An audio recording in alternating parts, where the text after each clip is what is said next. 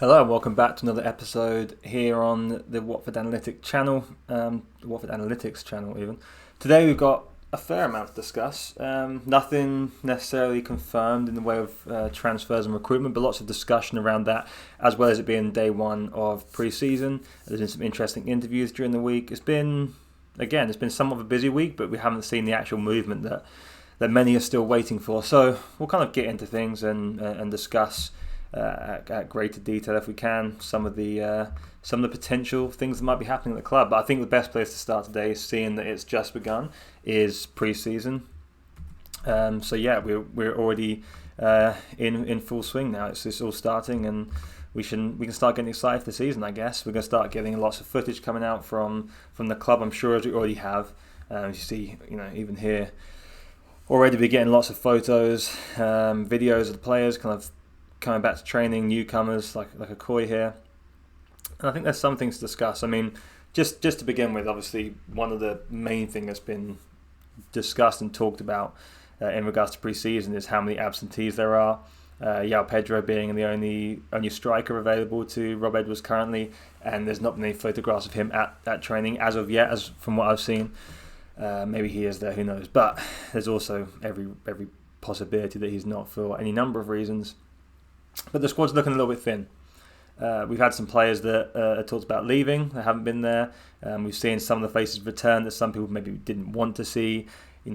Tom Cleverley perhaps, then Craig Cathcart, the unglamorous players returning when lots of people were expecting some exciting new signings. But look, first day of pre-season, it's been a short off-season. There's still plenty of work to be done recruitment-wise, in and out. Don't think we should get too worried yet. But there is an opportunity just to see kind of who's around, and there's been some interesting faces still there. And it's an opportunity for some of the players that are maybe a little bit on the periphery, on the fringe of the squad right now. They're going to be able to come in and have an opportunity to show Edwards kind of what they've got. Obviously today, and the first week or so, very early stages of pre-season, is going to be very much kind of testing their fitness levels, seeing where they're at, seeing what adjustments need to be made, how they kept themselves in the closed season, and where they are physically, which is, again, still a good opportunity for Rob Edwards to discuss things with the players and start to lay the foundations for what he's going to have to be doing over the next few months. There's a lot of work to be done, and I guess it starts today.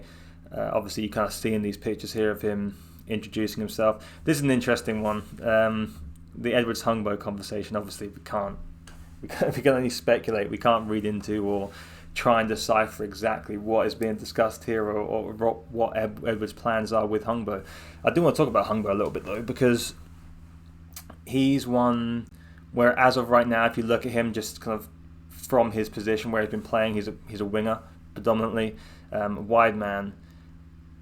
Could he potentially be a backup option or a potential starting option at right wing back? That's the question. He had a very successful spell in Scotland last year. Obviously, we all know kind of the accolades he received for that. He did very well. He's got a lot of physical attributes that might actually suit that. Could he operate in that Kane Wilson role? Could he supplement Kiko Femenia? I think whoever's got that backup right wing back position, assuming Kiko's starting, it's not a normal opportunity, because you have the chance to get a lot more minutes. We know Kiko's injury record. If you're a backup at right wing back, you're going to get minutes and you're going to get opportunities to start. We didn't go into the Kane Wilson deal. It's been quiet in terms of right wing backs we've been interested in. Is Edwards looking at Hungbo and having that conversation with him? Not necessarily this conversation, but is he having that discussion? Having a proper look over, because otherwise he's most likely going to be moving out. He's not really going to be a striker. He's not going to play in a more advanced attacking midfield role. He needs to play wide, most likely, and this would be his opportunity to get into the first team and have an actual significant role.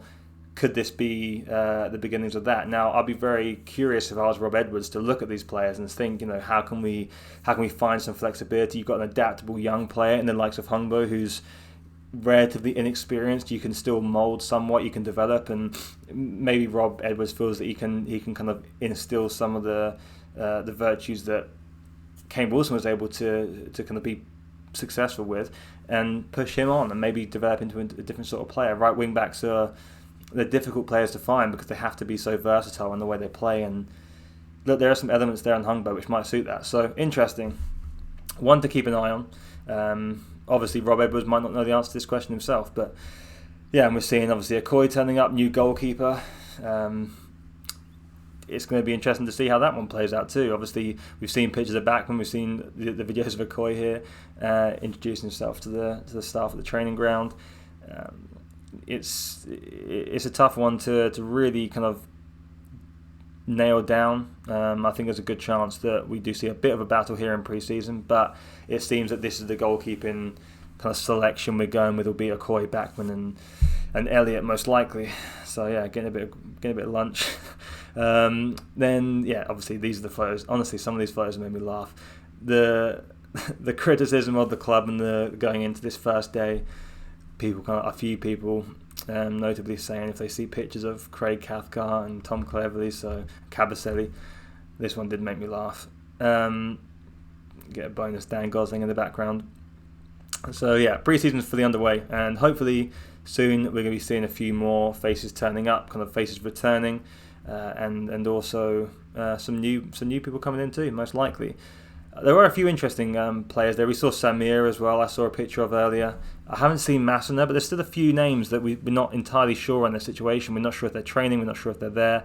It'd be good to get some sort of clarification in terms of what the actual situation is in terms of players. And obviously some of it's unknown, so we might not get that straight away. But anyway, so yeah, pre-season's underway. As it goes on, as it continues, as we get more information, I'll be sure to cover it further, both on here via video format on YouTube, but also on Twitter as well if it's not kind of worthy of a video. But we'll probably be seeing more videos in the coming weeks as there's more and more to discuss.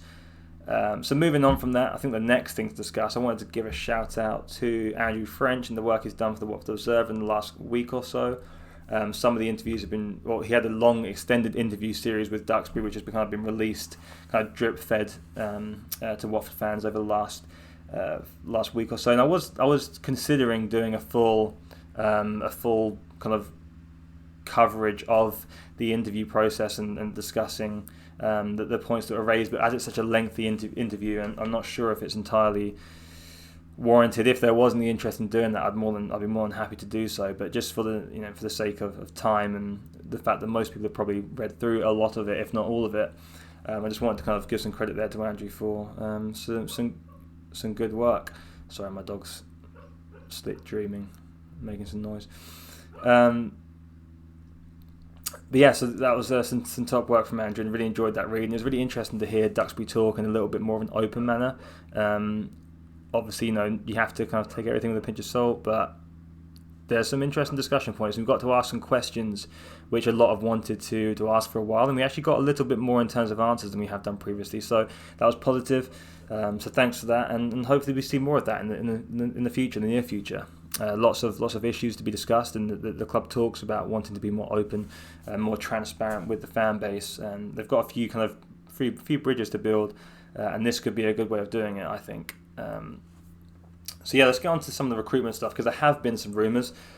Again, nothing necessarily confirmed, although some, especially in the outgoing sense, have had some good sources confirming some certain deals, which kind of brings us to that first one, which is Chucho Hernandez, linked to Columbus Crew. This has been an interesting story as it's developed. It kind of came around quite quickly, and then it's just kind of snowballed, and it seems very close to being done now. Obviously, there was that kind of coffee brewing video from Columbus Crew's page, which kind of led to some of the speculation from their fans. There's been discussion of that. I think Chucho Hernandez maybe followed, maybe like a technical director at Columbus Crew or something. I can't quite recall the details of that, but it all started to kind of rapidly pick up the pace. And obviously, you got Adam Leventhal here reporting that a deal has been agreed between Watford and Columbus Crew for the sale of Chucho Hernandez. It's a permanent transfer, and yeah, it's a strange one. 23 years old. You'd think he's got an opportunity to push himself forward a little bit, have a good season in the Championship, be productive, potentially earn Premier League football again. If not a move elsewhere, or even if he was to go this summer, you'd maybe expect somewhere in Europe. He's shown enough to get a job somewhere in Europe, but there are other elements to consider here. I think it sounds like the reported wage increase is significant. He would almost triple his wages apparently, as well as being a prominent figure for a team in a developing league, but a league with a lot of exposure domestically, especially of course there, and also a little bit closer to home. Maybe he just feels that it's a good move for him. And it's a shame. I think we kind of hoped that he'd be someone that could be involved. Chucho Hernandez has been someone he's never really... It's always been a kind of what-if play. He spends much time out on loan, and he comes, it's a difficult season for him to be there, and we kind of hope that this would be the season to make it all really worthwhile and see the kind of rewards that we have for having that player on our books for so long now. It's been years. We never quite got to see everything from him, but it doesn't seem like that's going to happen. It seems like he's moving to the MLS, so disappointed, but if we can replace that money, it apparently is around $10.5 million, so a significant fee. I think it's actually a good deal for Watford in terms of the player.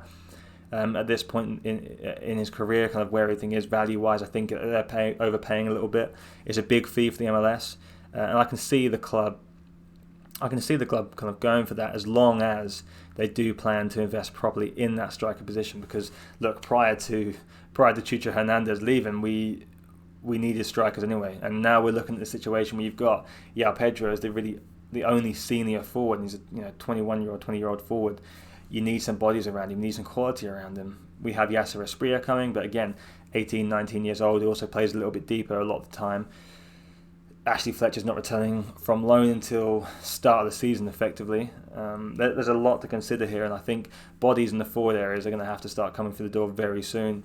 And we'll get onto that as well, because there have been some discussions or some potential rumours in regards to the forward situation.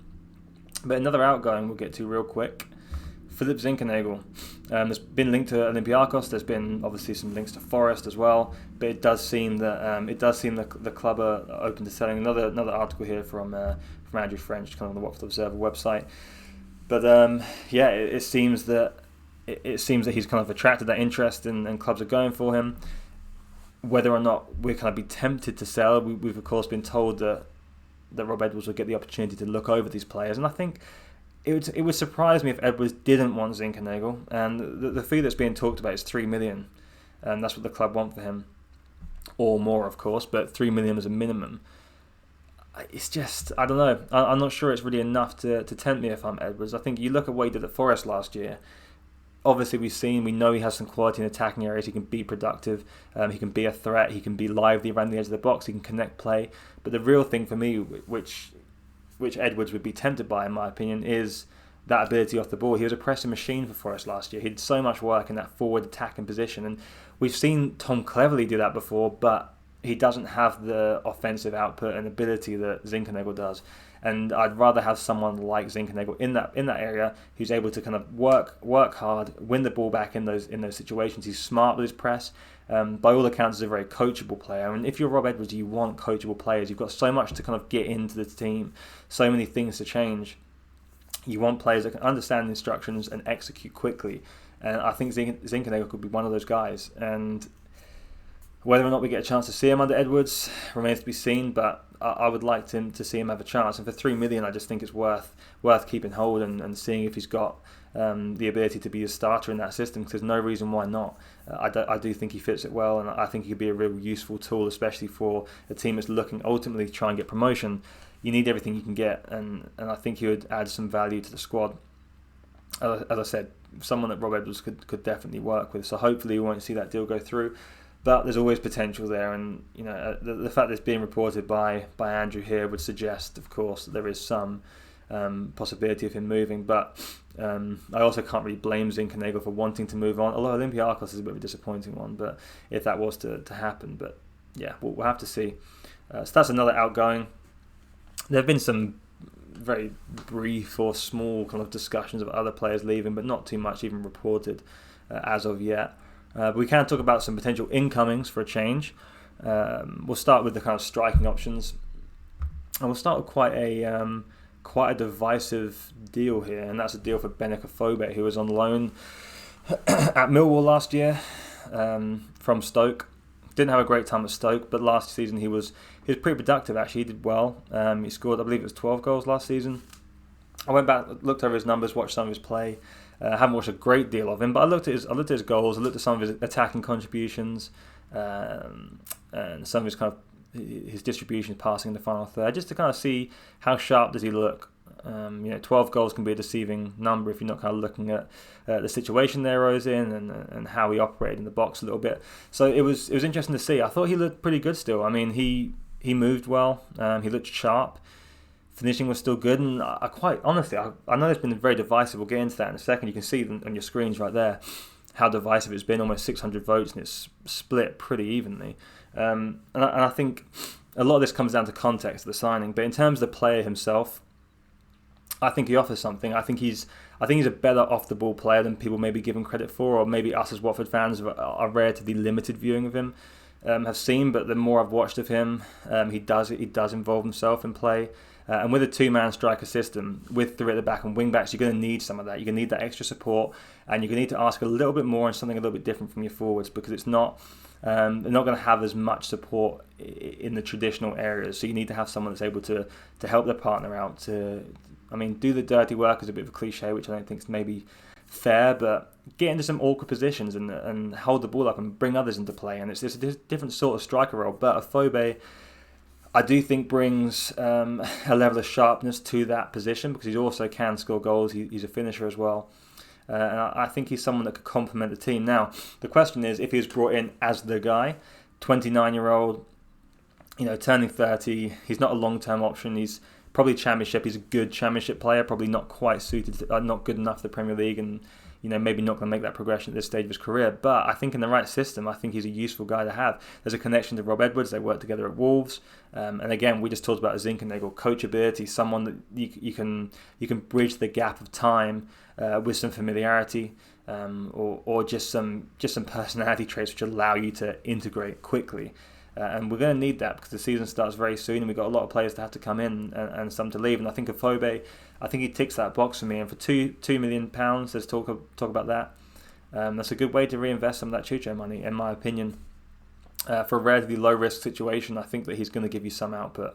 There are still players I'd rather sign or come with him, and that's what I mean by context. If you just sign Afobe, if he's the guy, you don't really feel good in that. But if he's a complement to, Lucas Yao or Kane Davis or Cameron Archer, these players, then I think it adds a different element. And look, in my opinion, he's not worse than some of the depth we had last time in the Championship. You look at Troy Deeney, how productive he was, or how much he was able to play.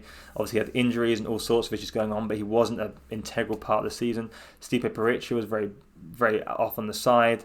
And Andre Gray, of course. I'd take Benik Afobe over most of those.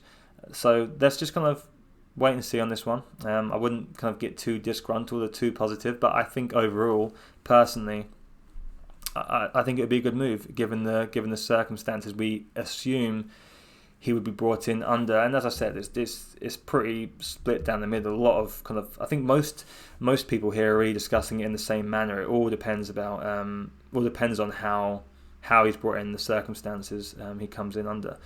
Good to have someone established this level, third, fourth choice backup, agreed.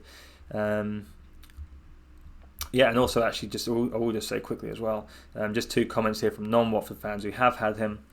I'll just read it out here, even though you can read it, just in case you're kind of just listening more. But this is Ashley Grant, who's a Bournemouth fan. As a Bournemouth fan, when we had him, he was so underrated. His hold-up play, his strength is overlooked so much. There is completely fact that we had. Okay, this is a bit confusing to read. We had our best finish with him and King up front because of the dirty work he does. Great signing. So again, positive, talking about his off-the-ball stuff. How can he bring the others into play? You've got someone like João Pedro who can be creative, but he can be active in the box. He could be more of a goal scorer if we can develop him into that. Could Afobe be someone that helps him? Why not? Could he be good off the bench? 100%. Bristol City fan, First Football Analytics, if you're interested in following kind of analytics pages in general, recommend giving him a follow there for everything Bristol City. We only had him for 6 games prior to his rupturing of his ACL, but his intelligent running for himself and his teammates was top notch. Didn't get in other players' holes, knew when to come short and allow Vyman to run behind. Classy. I mean, look, Stoke don't want him. Their Stoke fans don't want him, and he had a bad time there. So maybe you have to take that into consideration as well. But we are getting some kind of response here from fans that have watched him play for their own team, and they're relatively positive, and I think we have to take all of those into account. So that's Afobe. We'll see how that one develops. But going next now there's been more talk of Kane Davis, spent last year on loan at Nottingham Forest from Aston Villa. Another potential Villa loanee or sale, purchase of a player we're looking at from Villa. Obviously, Cameron Archer we discussed last week too. That one's gone a little bit quiet, but it's still, it's a slower moving deal. It sounds like he's going to be. This is talking to, just to be clear, this is me talking about Archer here, not Davis yet. But Archer's deal looks to be decided after Steven Gerrard's had full time to look at him over pre-season, probably to go on tour with them, and that one might come down to a later date. But one to keep an eye on, of course, as well. But Kane Davis has been discussed. It's actually been discussed more as a permanent option. He had a good season at Forest last year, and this is just a graphic I put together for Twitter. We'll look at it a little bit closer here just to go over some of this. But so I think the fee is probably, you're looking at around the 5 million mark. Now, are the club looking at what they have at their disposal? Chucho Hernandez offer comes in, you bring out, you cash out on him. You've got the opportunity to then, I know it doesn't work as simply as that you get money in, you spend the same money on players, etc. But you've got a little bit of flexibility there. You've got a decent fee in for a player. Why not go out and bring in someone like Kane Davis? He's someone that I think would fit perfectly into the system, the kind of style of football that Rob Webb is trying to instill. He talked about in his interview with WD18, the first thing he said is, and which we've discussed in the Watford Buzz podcast too, if you've got a coach that's coming in, what are the first things you can put onto this new team? How can you get your ideas across? What's the first thing you're going to see? And the first thing you can always look for is how you're going to work off the ball. Are you going to be aggressive? Are you going to close things down quickly? You can ask that from your players from day one. How efficiently it will be done, how intelligently it will be done, that should improve over time. Build-up play, use of possession stuff. This is stuff that has to be developed over time. But the way you work off the ball, we saw it of Hodgson, the way we dropped back and played more defensively in certain areas. That's easy to instill. With Rob Edwards, same thing. How can you be aggressive, turn over the ball, win that ball back within short periods of time? Kane Davis, he's useful because of his mobility. He can carry the ball well. He's a big body. He has got good hold-up play. He can play as a target man, but he can drift. He can play in space. He can bear down on goal. He can have shots. He had a couple of injuries which held him back a little bit, but he's someone that I think could score you 10 goals in the season. He scored 5, got 2 assists last season. You kind of see, very box active. He's strong in the air. You kind of look over his numbers. Assists per 90, expected assists per 90. He's bringing others into play. He's high. He's in the top 10% there of the players in his position. Use of the ball's good. He's high, up there in the key passes, up there in smart passes. He can progress the ball. He can carry the ball. Same with offensive. He's progressive runs right at the top. He's carrying the ball onto goal. He's bringing that forward. He's helping with that transition. We need that. We see how restrictive it can be in a midfield when you have that 3 at the back system. You've only got that one outlet out wide. You need that movement ahead of you. And I think Davis could really fit that. Alongside his former teammate Zinke. Again, these are players that can contribute, and I think he'd be a really interesting option. I think 5 million or so for a 24, 25-year-old. I think it's a decent risk, and you look at this player alongside the likes of Afobe, and if you just to kind of picture things and maybe kind of quantify it a little better, if you say you get rid of a Chucho Hernandez and bring in a Kane Davis and Benik Afobe, I think that's an upgrade in terms of overall benefits the team, tools for Rob Edwards to work with, and changing the culture. A player doesn't want to be here, doesn't want to be here. Let's bring in guys that do. And if Kane Davis is one of those, then I'd be all for it. I think that'd be a good deal, and I think he'd be a useful member of a new look Watford squad. So yeah, that'd be one that I'm looking forward to hearing some more on, as well as others, as say Cameron Archer, Lucas João, these sorts of players. And then the last one we've been linked to, which is a bit of an odd one. But Papiss Cisse, centre back, 26-year-old, actually at Olympiacos, so it'd be one coming from Olympiacos.